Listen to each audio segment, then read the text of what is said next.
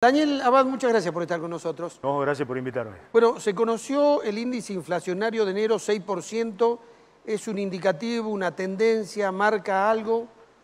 No, a ver, es un índice preocupante porque bajó en noviembre, en diciembre era previsible que aumente por la estacionalidad, y en enero jugaron varios factores, ¿no es cierto? Estamos hablando de lo que pasó, ¿no? Sí. O sea, la gente ya sabe.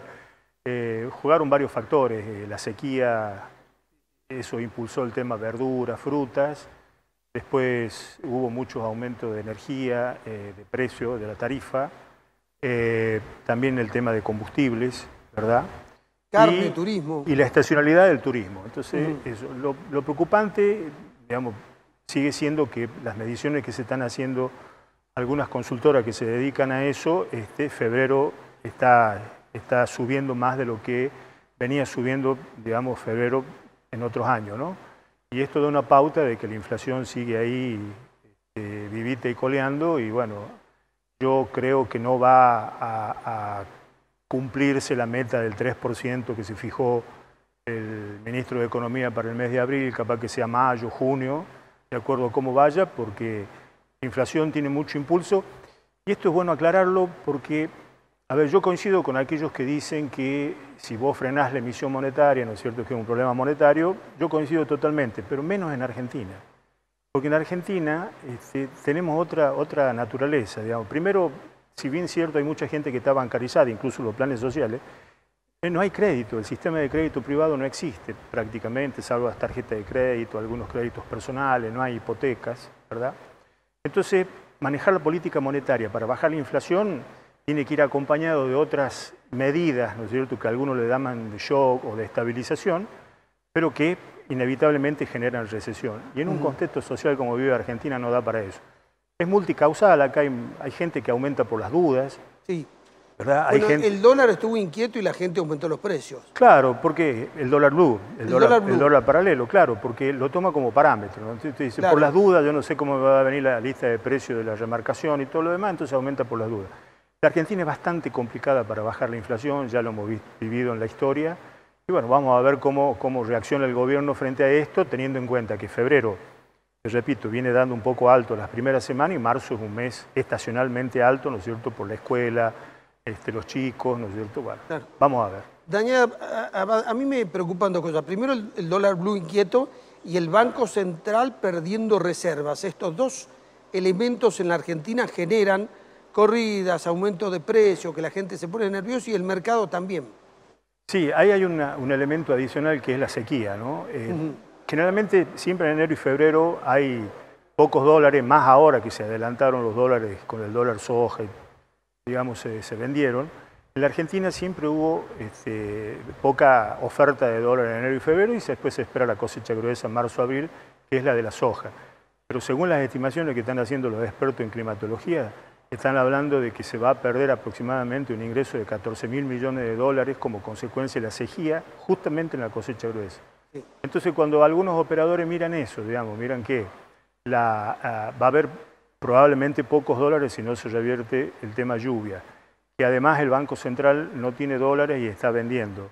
Hay poca oferta de dólares, ¿no es cierto?, ahora en esta coyuntura, y bueno, la gente trata de cubrirse, digamos. El que ve una vaca y se quemó con leche, bueno, la verdad que toma decisiones, digamos. Y eso es lo que está pasando ahora, y a eso implica lo que vos decís, aumenta el dólar blue y bueno, automáticamente los traen a precio. No deberían, porque el que juega ahí es el dólar oficial, que es el dólar que se paga por importación. Sí. ¿Qué está pasando con el comportamiento del gasto público? Este año hay un compromiso con el Fondo Monetario de un déficit fiscal primario de 1,9%. Sí, a ver, el programa con el fondo se está cumpliendo. Es decir, yo por ahí veo, digamos, me parece que hay que distinguir dos cosas acá para que la gente lo tenga claro. Por un lado, estamos en un año electoral. O sea que hay mucha verborragia, mucha pirotecnia, digamos, verbal en ese sentido. Vos habrás escuchado que muchos te dicen, bueno, hay que hacer una política de estabilización, de shock. A ver, para traducirle a la gente, eso significa devaluar, aumentar tarifas, no congelar, pero, digamos, ponerle un freno a las paritarias, ¿verdad? creyendo que con eso se genera una recesión, bajan los precios y empieza de nuevo el círculo virtuoso. Ese es un modelo. Sí. Argentina no da para un modelo de esa naturaleza hoy. ¿Por qué? Porque socialmente, con un 40% de pobreza, indigencia y todo lo demás, Argentina no da para eso. Es decir, aplicar un modelo de eso es que explote por los aires, ¿verdad? Y el mercado termina haciendo un ajuste, ¿no es cierto? Y algunos podrán decir, bueno, la oposición no quiere hacer el ajuste, que lo haga este gobierno o se lo haga el mercado. El gobierno yo creo que se ha dado cuenta de esto y lo que está haciendo es un gradualismo. Entonces, ¿en dónde está ajustando Massa? no, hay una política de ingreso. Para la gente hay una política de ingreso y se está cumpliendo con el fondo. Es decir, está usando una política heterodoxa con algunas herramientas ortodoxas. El tema del gasto público, por ejemplo, que vos mencionabas. El tema de la emisión monetaria. Por otro lado, digamos, hay una emisión monetaria hacia futuro con el tema de las LELIQs, ¿verdad? Después, si querés, podemos hablar del tema de la deuda. Pero lo que está haciendo es una política de ingreso. Por ejemplo, al ver los índices de inflación de enero y las proyecciones de febrero, anunció que va a aumentar la jubilación un 17% en marzo, más un bono de 15.000. Esto traducido significa que si solamente vos le aumentás a los jubilados el 17%, anualizado es casi un 75%, muy por debajo de la inflación. Pero cuando vos le das el bono te vas al 90-100%. Entonces, es una política de ingreso lo mismo que los precios justos. Es decir, la política de acuerdo de precios con las empresas es una política de ingresos tratando de que la gente pueda acceder. No es una política antiinflacionaria, el gobierno lo sabe, no es una política antiinflacionaria. Son herramientas. Son herramientas que va usando en la coyuntura, ¿no es cierto? Bien. Hasta está. Ahora, desde el punto de vista ortodoxo, hay un ajuste de caja, hay muchas cosas que no se pagan. Se trata de cumplir con la meta del Fondo Monetario, de pagarle al Fondo Monetario.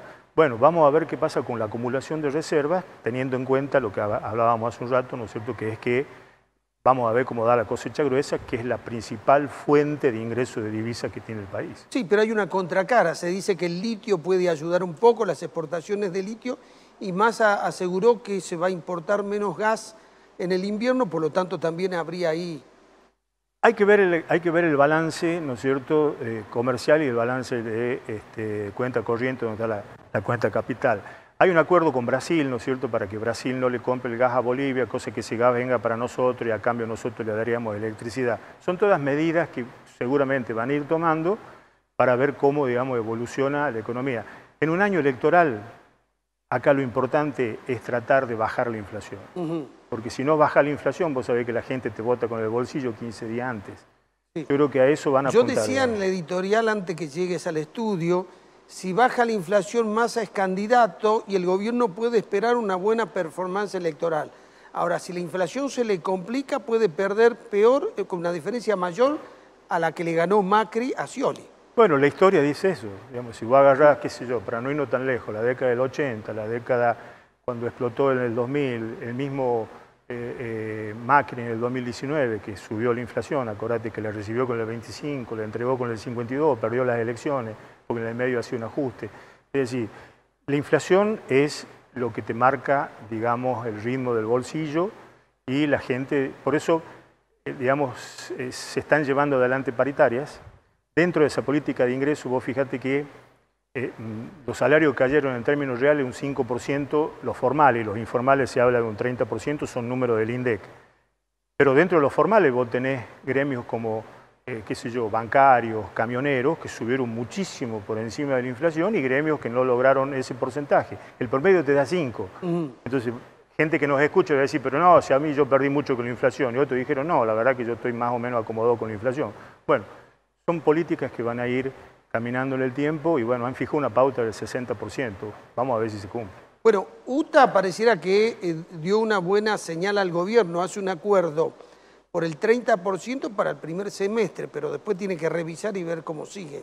Exactamente. A ver, creo que el mayor problema que tiene la economía hoy, uno de los mayores problemas, además de la brecha cambiaria, que eso genera expectativa de devaluación futura, ¿verdad? Porque cuando cada vez que se te escapa el dólar blue o el dólar turista, que está en 398, que seguramente va a llegar a los 400 pesos, eso te genera expectativa de devaluación.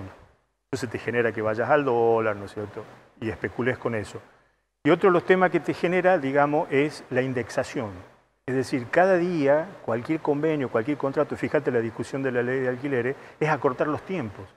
¿Por qué? Porque quiero, digamos, ir a la par o adelantarme a la inflación. Es decir, lo peor que le pasa a la economía hoy desde el punto de vista inflacionario es la indexación. Entonces, es probable que los convenios, como el que vos decís de UTA, termine revisándose dentro de 3 meses, 4 meses, y así vamos, y la espiral, digamos, sigue funcionando. Hablando del dólar blue, a mí me preocupa porque si se manejan bien en el gobierno, Alberto va a terminar con un dólar de 400 un poco más, pero si se maneja mal, se va a acercar más al 500.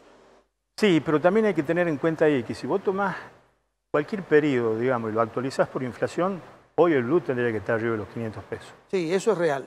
¿Está? La peor inversión el año pasado fue el dólar. Fue el dólar, exactamente.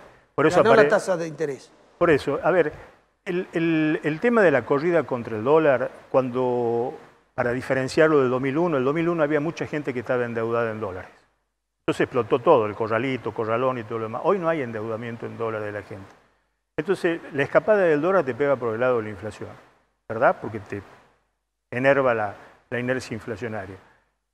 Pero por el otro lado, digamos, vos tenés un financiamiento interno, ¿no es cierto?, con el tema de peso, que hubo una discusión en estos días en relación a eso, que de alguna manera te permite seguir financiando, y el fondo no dice nada, porque está dentro del programa financiero, digamos. La deuda no es tan alta como muchos nos quieren hacer creer. Hasta el propio Domingo Cavallo dijo la deuda es manejable y técnicamente está dentro de los parámetros, digamos, que cualquier país podría tener, ¿no? Para terminar, el fondo tampoco lo va a ajustar mucho a la Argentina porque tiene un cargo de conciencia de haberle dado un crédito a Macri que no podía pagar un PBI como la Argentina.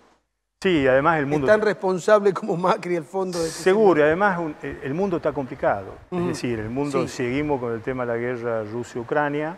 Sí. Estados Unidos, la inflación la expectativa era que esté entre el 6 y 6,2%, estamos hablando en términos anuales, dio 6,4%, es decir... A mí no me preocupa tanto la inflación en el mundo, porque me parece que esta la van a manejar. ¿Sabes lo que me preocupa? La recesión. Por eso, pero la inflación genera que aumenten las tasas de interés.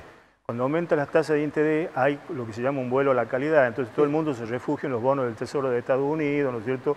El dólar se fortalece, cae en el precio de la materia prima. Entonces nos puede pegar por el lado del precio de la materia prima y por el lado de las cantidades por el tema de la sequía. Es un mundo complicado, hay que verlo. Complicado. Daniel, muchas gracias. No, gracias por invitarme. Los que quieran volver a ver la entrevista, los que la quieran recomendar, la encuentran en puntodepartidatv.com o en CCC Go. Y de esta manera nos despedimos hasta la próxima semana.